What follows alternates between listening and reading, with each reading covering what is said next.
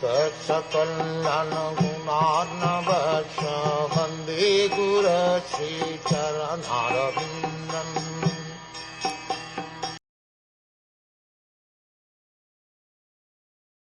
O dove, does Yuyudhana fare well? He learned the intricacies of the military art from Arjuna and attained the transcendental destination which is very difficult to reach, even for great renouncers. The destination of transcendence is to become the personal associate of the personality of Godhead, who is known as Adhokshaja, he who is beyond the reach of the senses.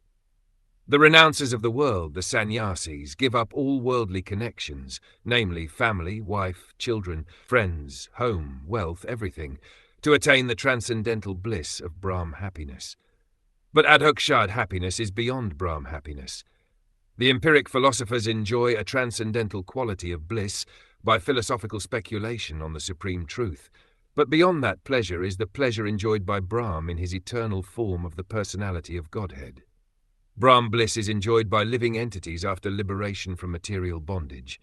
But Parbrahm, the personality of Godhead, enjoys eternally a bliss of his own potency, which is called the Hladini potency.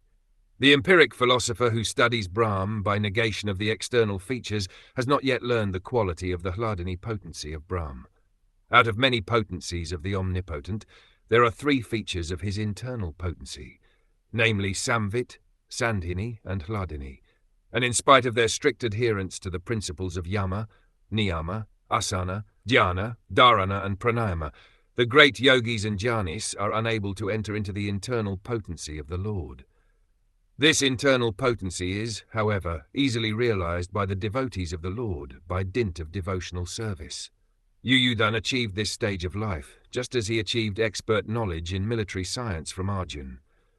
Thus his life was successful to the fullest extent from both the material and spiritual angles of vision. That is the way of devotional service to the Lord.